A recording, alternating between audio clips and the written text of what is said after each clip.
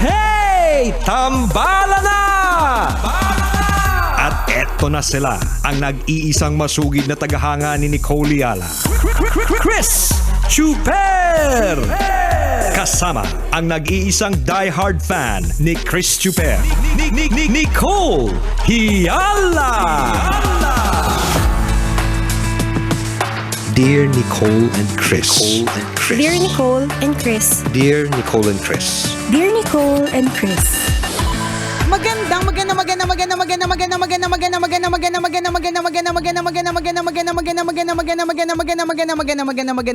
morning, Luzon, Visayas at Mindanao Metro and Mega Manila. Ganyan pala yung amoy ng bagong tuli. Anong amoy? Paki-explain mo nga. Amoy luma. Amoy alimuom, ganon. Amoy alimuom, amoy makunat. But I would just like to congratulate you, partner. Congratulations, tuli ka na. Ganyan po talaga ang lesson na matututunan natin mula po sa emergency leave ni Chris Chuper, na kapag kayo po ay magpapatuloy ng kayo po ay kwarentahin na, lalagnatin po kayo ng 3 days.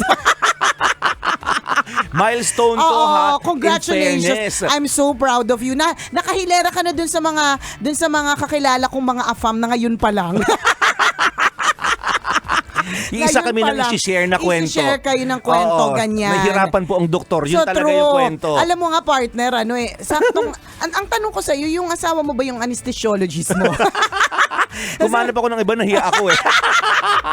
Kasi meron akong friend. Baka makita niya, ganyan pala yung tsura niyan. Wow, ngayon na nakita. Eh di syempre, alin? All daylight eh. Alam mo, tuturo ka ba ng madilim? meron kasi akong friend na Anes. Oh. So, nung nakita niya yung post ko na naka-emergency leave po si Chuper, kasi po bagong tuli po siya, ganyan yung pinost ko. Sinend niya sa akin. Sabi niya, tawang-tawa ako dito pero totoo talagang nangyayari ito na kwarentahin na sila saka palang Saka palang naisipan magpatuli. Oo, at yun yung mga ibang lahi. Tinanong mo ba kung okay. Ibang lahi. Tapos sabi ko, paano nangyayari ganyan? Tapos sabi niya, sige, ikwento mo sa radyo. Kadalasan daw kasi yung jowang Pinay ang nagre-request. Mga ganong ayaw nila ng Ayaw nila ng may cover. Mga ganyan. So talagang mahirap daw talaga. Kaya yun. Mahirap para sa mga doktor. Kaya nga, mahirap talaga para sa mga doktor. Yun nga kasi. Goma na eh. Correct. Papunta na po siya sa parang di ko nga alam, ano ba ang gagawa nito? Surgeon, anesthesiologist o vulcanizing? Sino po ang mas magaling? Papunta na ito sa goma eh. Sabi pa nga na isang tambalanisa natin, pasabi po kay Chuper, pakitago po yung balat, baka pwedeng gawing bag. In fairness. Malaki. In fairness. Lahat kami nag-imagine ng bag gawa sa Anes. Charot. Grabe naman, nakakaloka. Sa akin, milestone yun. Kaya nga eh. Sobrang proud ako sa ginawa ko. I'm so proud of you talaga. Amoy na amoy ko yung amoy ng tagumpay. Pero, yun yung pinakamagandang desisyon na ginawa ko sa buhay ko. Correct. That at the age of 43. Oo. Ay, 43 na ba ako? Oo, mag-level 44 na tayo, partner. Wag ka nga. Turning 45? I forgot. 32 lang pala kami. Kainis. Kaya rito yung halatang-halata naman. So, diba? yung pinakamagandang desisyon. Correct. Congratulations. Kailan ka? Tapos na ako. Ino ko siya, partner. Skinedule ko siya ng Holy Week. Para walang absent. Di ba ganun daw kapag kalimbawa meron kang procedure na papagawa, gawin mo daw siya Holy Week. Oo, para walang pasok, walang makakapansin, di ba? O di naman kaya kapag Christmas break, yan, ganun. Totoo. Tsaka bago na pala yung ngayon ko lang napagtanto na tinuruan din ako ng doktor na tumuli sa akin. Oh, ano daw? Sabi niya, bago ng procedure. Oo, daw? Gusto mo yung natural. Ay, may natural. Ano kakagatin? All organic. Padilaan mo sa aso. Gagaling agad. Pumunta ka sa crocodile farm ng Puerto Princesa. Tutok mo doon. Sarap. All natural ka mo, walang gamot, di ba? Laway nila nakagagaling. O ano naman daw? Ano naman yung all-natural Chemelatic? Ano pala yun? Magpapakulo ka lang ng tubig. Kulo-kulo lang. Although tinuro naman din sa akin. Ito, pangalawang tuli ko na kasi to. Ang dami naman kailangan tanggalin. Ang dami naman ng balat. Ang dami naman.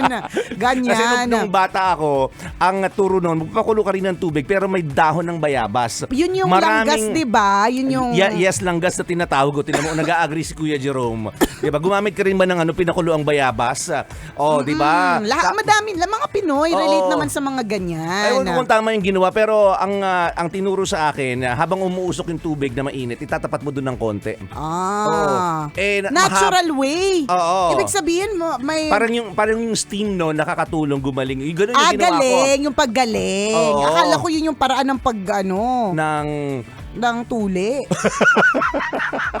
Sorry medyo nakalimutan ko na kasi matagal na akong babae. Limot ko na experience ko dati. Charot. Parang yung steam no, nakagagaling. Oo, ganyan. Hindi ganyan din yung ginagawa for sa mga bagong panganak. Okay. May mga pakulo ng mga pabayabas. Kaya nga po yung mga babae, yung mga bagong panganak, umiitim po yung singit nila dahil po dyan. Nasobrahan sa init. Ikaw ba naman usukang, correct, ikaw ba naman usukang ka, hindi umitim yan, di ba? Pero yung turo sa akin, magpakulo ka rin ng tubig, tapos lagay mo ng rock salt, and then yung solution na yon. Yun na. Kung ka ng bulak nyo, yung idadamp mo. Yun yung parang, kung wala kang available na bayabas sa paligid, Oo, kasi kunyari dito sa Manila, di ba parang ang hirap maghanap ng bayabas. Ako iniisip ko ngayon Saan in the neighborhood ka makakahanap ng dahon ng bayabas ura-urada? Kaya kung merong mga bayabas din sa taga Manila ka, wow, yayamanin, baka naman. Baka naman dyan. Hindi kasi may papuno ng bayabas, walang ganun sa Maynila. Masyado. Bihira na. Bihira na lang. Totoo Sa yun. probinsya, madali lang naman. Diba? Kung ikaw ay nandyan sa Lucena, yan. Oo. Yung mga kabisyo natin sa Palawan, yan. Diba? Madami Correct. lang. Ang dali lang kumuha sa Davao, ganyan. Dito sa Manila, wala masyado. Ang naging problema ko lang noon, partner, kasi nga, di ba, dapat mabilis yung paggaling eh. Hindi may edad ka na kasi gano'n na talaga pag may edad. Sinasabi naman sa'yo, makunat na. Correct, matagal nang pinapadesisyonan sa'yo yan.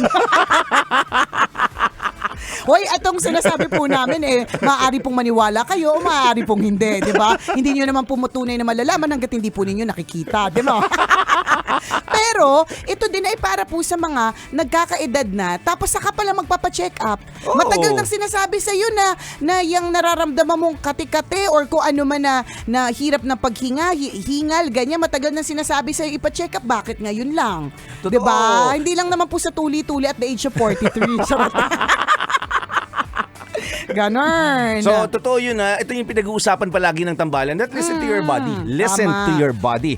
Inuulit-ulit natin yan. Kung ikaw meron ka nararamdaman, wag mo nang patagalin. Kailangan mo solusyonan kaagad yan. Correct. Diba? Yung konting hindi discomfort, halimbawa sa tiyan, ay kaya ko to, titisin ko, baka nalamigan lang to. Yan. 3 araw, 5 araw nang kumikirot yung loob ng tiyan mo.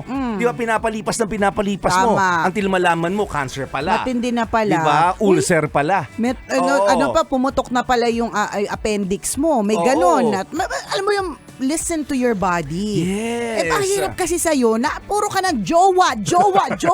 Siya na lang pinakikinggan mo. Tama. Diba? Umikot na yung mundo mo sa kanya.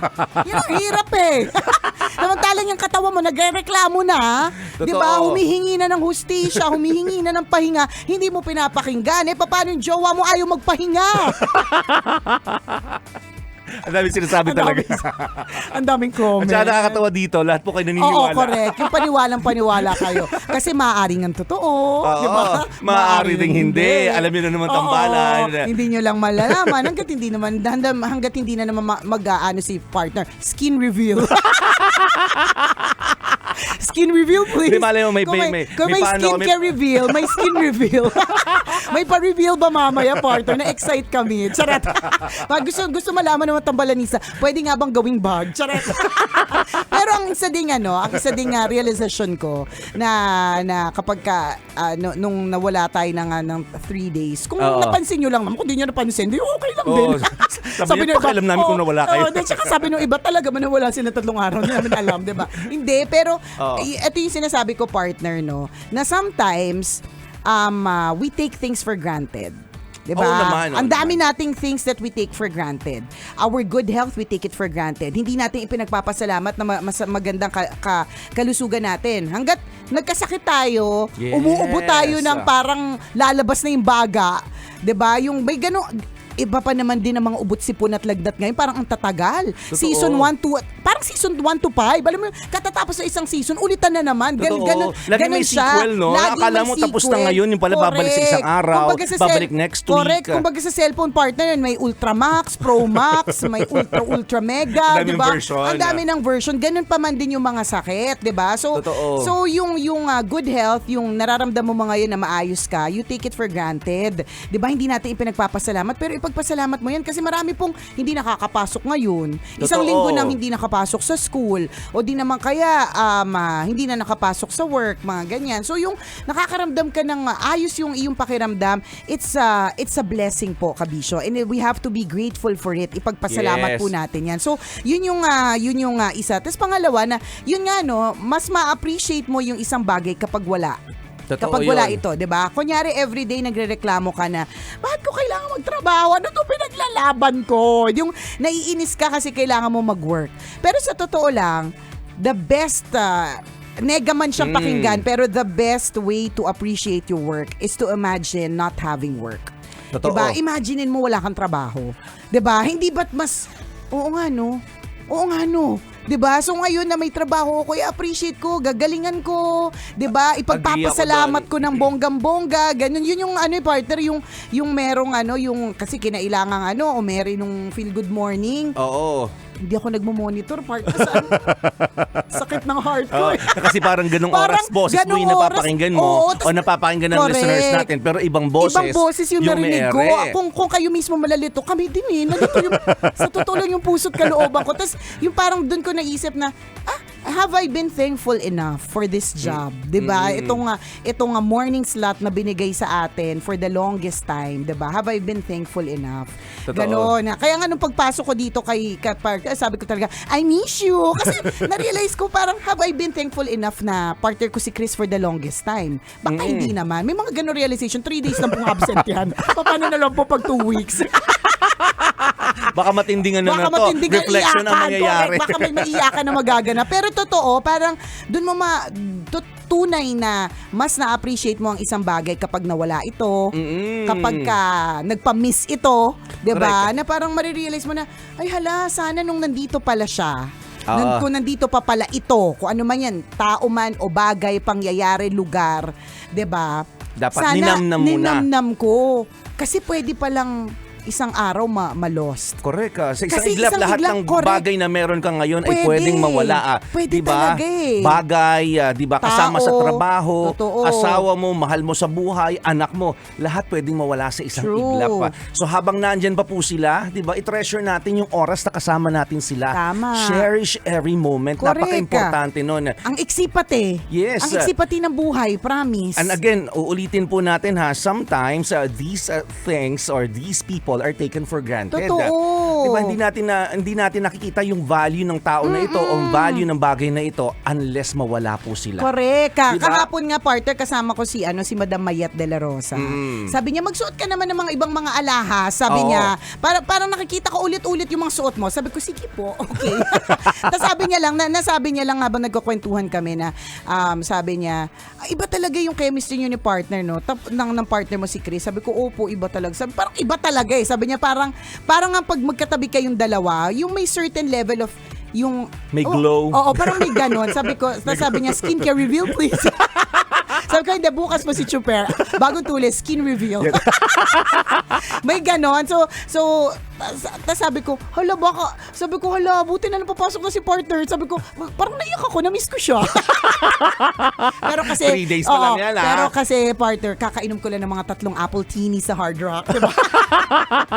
So baka Epekto pala may talaga. kasamang inom. Pero totoo, yun yung agree ako yung doon. parang, hala, o nga no, nagpasalamat na ba ako ng matindi sa trabaho na meron ako? Hindi to, ito, it is a question that I am asking myself, but it is also a question that you should ask yourself also. Totoo. 'Di ba? Ipinagpasalamat mo ba na may trabaho ko ngayon? Yung kung ano man yung ginagawa mo, kung ano man yung ini-enjoy mo, pinagpasalamat mo ba yan o naghahanap ka ng pwede pang ireklamo? Totoo, alam mo daming guilty doon ha. Yung that's what I was supposed to say. Everyday nabubuhay tayo ng puro reklamo. Sa true. Nagkaroon ba tayo ng ganyang assessment sa sarili natin? Di ba gumising ka kanina, puro reklamo ka. Oo, dami Lumabas mong ka ng sinabi. bahay, ang dami mong hindi magandang sinabi. Pumasok ka sa trabaho, ang dami mong reklamo. Tama. Try kaya nating baligtarin. Pagising mo sa umaga, salamat, nandiyan ang nanay at tatay ko, nandiyan ang pamilya ko. May gumising sa akin. Yes, paglabas mo may ng almusal. bahay, salamat, nagbabiyahe ako, ibig sabihin may patutunguhan ako. Correct. Pagdating mo sa trabaho, salamat, merong akong trabaho. 'Di ba? Instead of parang May trabaho na naman. Ano ba yan? Papasok na naman Oo. ako sa school, papasok na naman ako sa work, 'di ba? Change your mindset. Thank God, meron akong trabahong pupuntahan. Correct. 'Di ba? Si isang araw pwede talaga mawala eh. Agree. 'Di ba? So let's all be thankful and be grateful. Yes. And I'm grateful you're back, partner. Congratulations sa iyong bagong tuli. Woo! Magaling na. Bye mga kabisyo, mamaya tayo ulit banding.